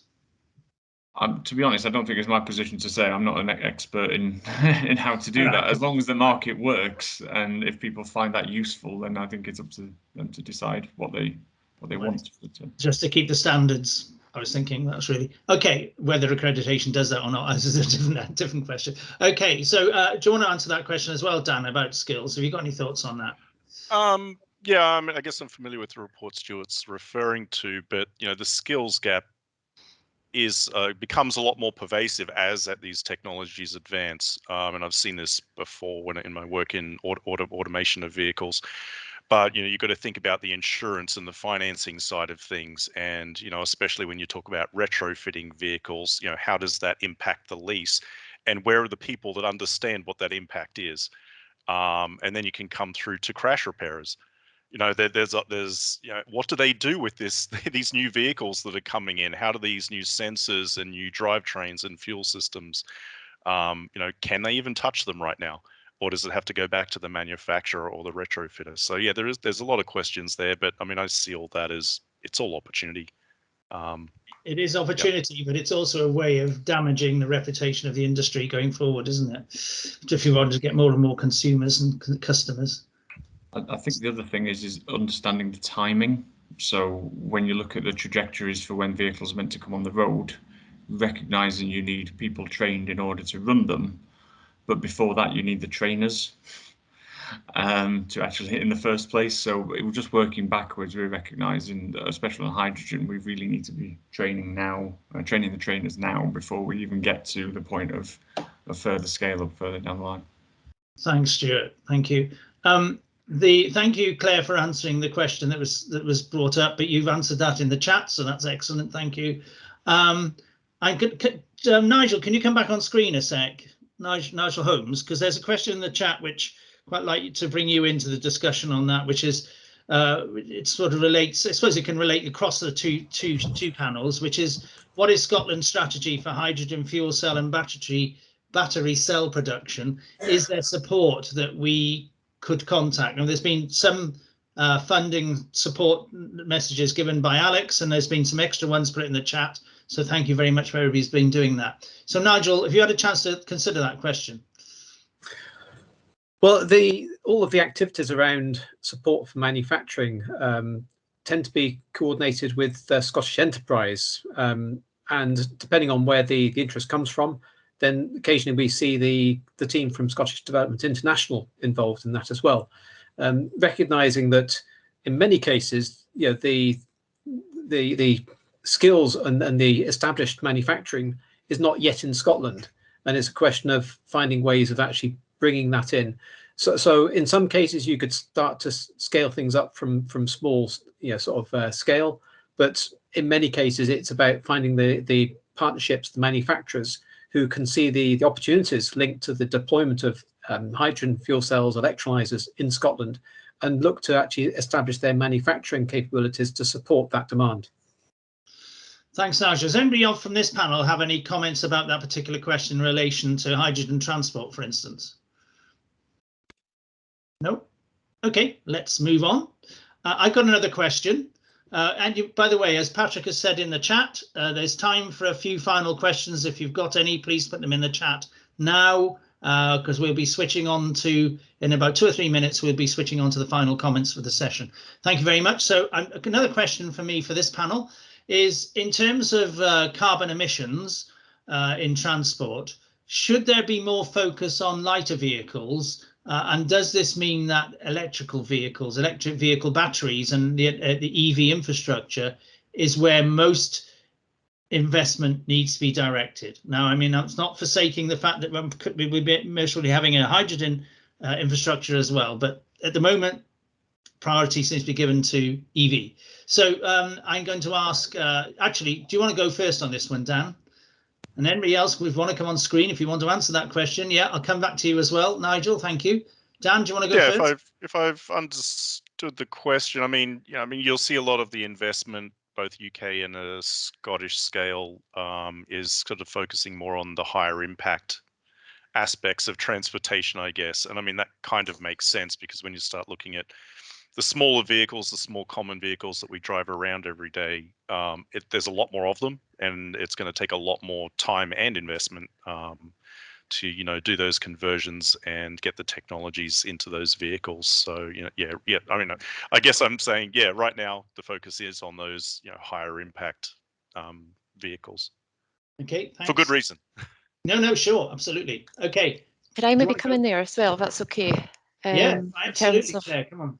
I'm not a transport expert, but it's part of the remit. But just at the wider context that, when you look at Scottish Government and UK Gov strategies, the projections for 2045 and 2050 are a third hydrogen and 2/3 electric. So you've got that wider context of what we're all potentially working to.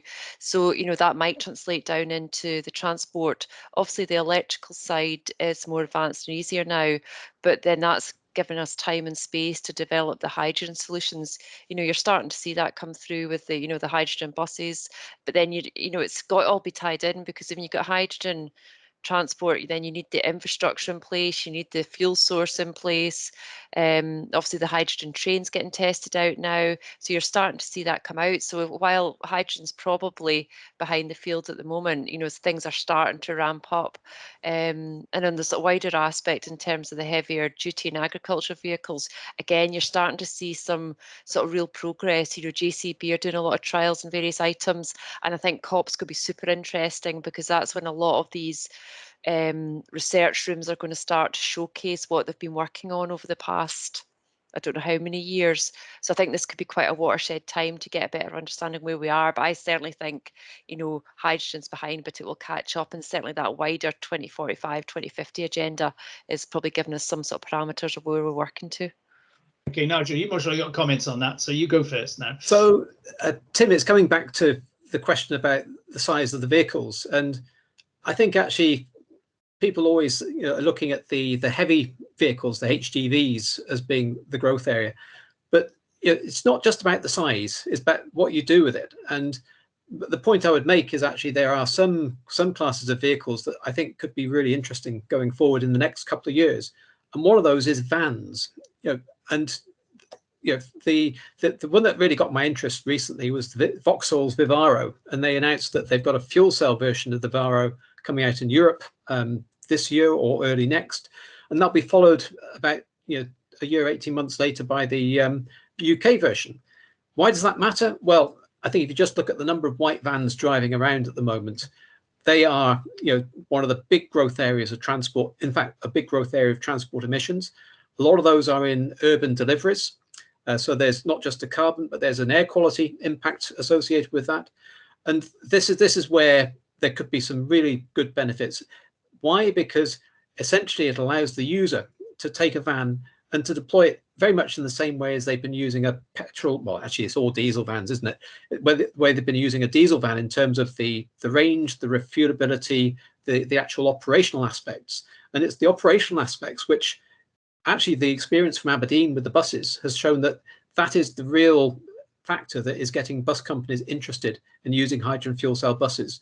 If you look at the numbers on the face of it, the electric buses should be cheaper to operate because of the cost of electricity, but the operational aspects have to be taken into account. And so I think it'll be very interesting over the next 5 years to see how this works out, Tim. I think some of the spreadsheets don't necessarily tell us all of the factors that will be what affects the final decisions by the users. Okay, there's a final question from the chat, which some people are already looking at in the chat. So I'm going to ask everybody this question. Very quick answers, though, if you can. It's really interesting from Caitlin. It's about social inclusion and equity. How is equity and social inclusion being factored into Scotland's efforts towards zero emission mobility? I'm going to go to you first, Dan, for a quick answer. Any thoughts on that? Oh, quick answer. That's the tough one. This is a tough one. Yes, thankfully, we're Urban Foresight, the company I work for, is a recipient of some of Stuart's funding around looking at the equity and inclusion, especially around charge points in Scotland. So that's a work in progress. I mean, there's other projects I've been involved in where we try and include it as much as possible. Again, another Transport Scotland funded project looking at mobility as a service in St Andrews. We're making sure the tools that are used there you know, do factor in accessibility challenges around transportation. So, I mean, I guess I'm not speaking for the whole country, but, you know, it is top of mind when we're looking at these different projects. Okay, thanks, Dan. I'm going to actually go straight to Alex, because you haven't spoken yet. Have you, in your work that you've been doing, have you got any answers to this question? You've been looking at funding, etc. Is social inclusion being factored in any of those funding schemes? Probably not as much as it should be, because I'm glad Caitlin asked that question, because I think it ties back to skills as well.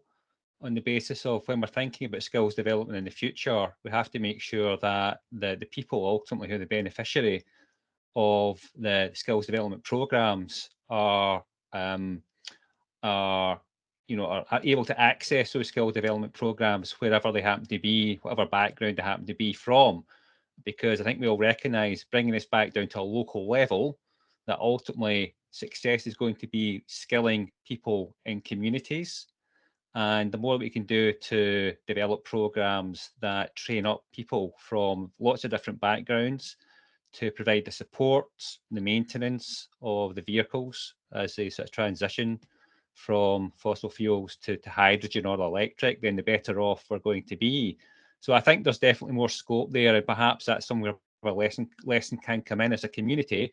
What we could be doing is identifying where the need is and how can we actually then bring together and co-develop programs and also funding to make sure that we're actually fully addressing that equality and social inclusion requirement.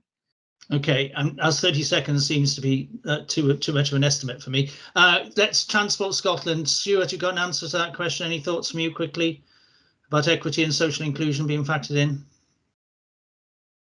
Just that we are actually reviewed on what we're doing in order to make sure that what the policies that we are implementing are actually inclusive and equitable. So that's part of what we have to do anyway. I would say, though, it is interesting when you look at some of the standards on charging. Some of the issues raised are things like, heavy cables or screens placed at wrong heights or curbside designs. So you suddenly go very much off vehicle into the wider. So it's not just about putting charge points in place. It's a wider piece. And then if you then start broadening that even further, when you start talking to van companies or companies with vans, you need charge points at the moment which are more flexible in terms of even which vehicle type is going to be used. So being inclusive in that sense as well is also an interesting factor that occasionally comes into our purview at the moment. I don't know if it's in other people, but okay, yeah, that's an interesting one. Stuart. Thank you. Look, we're running out of time now. I'm going to do one very final thing before switching over. Sorry, Clegg, if you've got any answers to that question, you can put them in the chat. But I've got one final thing I'm going to do before switching back, is that I'm going to ask everybody, if you go to the top of your screen, there's a little man with a hand pointing up. If you click on him, you'll see in the middle a hand clapping with lots of red dots around it. I'm going to ask you to, because this will totally non-identify you, okay? You won't be identified. Can you just tell me, do you have any form of electric vehicle at the moment? Click on that so we can just see hands clapping. Do you have an electric vehicle at the moment? Right, it's good to see at least a couple hands going up. Have you got plans? Next question. Again, go to that clapping hand. Do you have plans in the next 3 years to buy a low emission vehicle like a hydrogen or electric car? Yes, good to see you all more clapping. Great, thank you. And I'll put mine on that one as well. Okay, so we're now going to switch back to Natasha and to Patrick. Thank you to the panel. We kept it to time. Any overlaps was my problem, not yours. So thank you very, very much to everybody for all that. And now switch to Patrick and Natasha to sum up and finish off. Thanks, Tim. Great as always. So yes, thank you, and thank you to all the speakers and participants and panel members as well, and the people who supported putting on the event and managing the registration. Just to say, please do register as Lesson members. There's some link there, or contact us if you want to find out more. It's free and we support you, and you can get in touch with everybody directly or get supported by us to do that. And also, if you've already a member but you haven't activated your Lesson collaboration portal account, please do that and fill in your profile so we know more about you and everybody can find out about you. Sign up for direct one-to-one support, apply for ETP funding if you have a low carbon innovation project. If you're not sure whether you could get one, talk to us. And the rest of my team, Alex and myself and the rest of the team and all the energy sectors, we can help you try and identify a project and a partner for that. So visit our funding core pages. We've mentioned local funding. Please contact us if you're interested in anything. We'll try and match you up with people and try and find support if that's needed. And also get involved. Helped us shape the members' activities. We've got 2 new themes, lots of issues and challenges there. What would you like to see? What would you like us to focus on? Use the collaboration portal to put in your comments in Lesson, and we'll see if we can put some focus on some of the challenges that you highlight. So spread the word, recommend to new Lesson members. The more there are us together, the more we can collaborate and more we can identify and overcome some of these challenges. So propose challenges and solutions, and we'll help identify collaboration opportunities. And from then on, we'll just see if we can help move forward or progress the transition to low carbon. Here's the contact details. Patrick, do you have any other final thoughts? No, I just want to thank everybody. Thank you for those of you that have joined the Lesson membership today. It's great to have you on board, and look forward to the next 5 months of activities and seeing you at future events. And please reach out to us through these channels, and we're happy to help. Just a comment from me, Alex, can you put your email address in the chat for Saeed, who's asked for it? Thank you. Thank you, everybody. Thank you again. Thank you all. Thank you. Bye-bye. Thanks for joining us.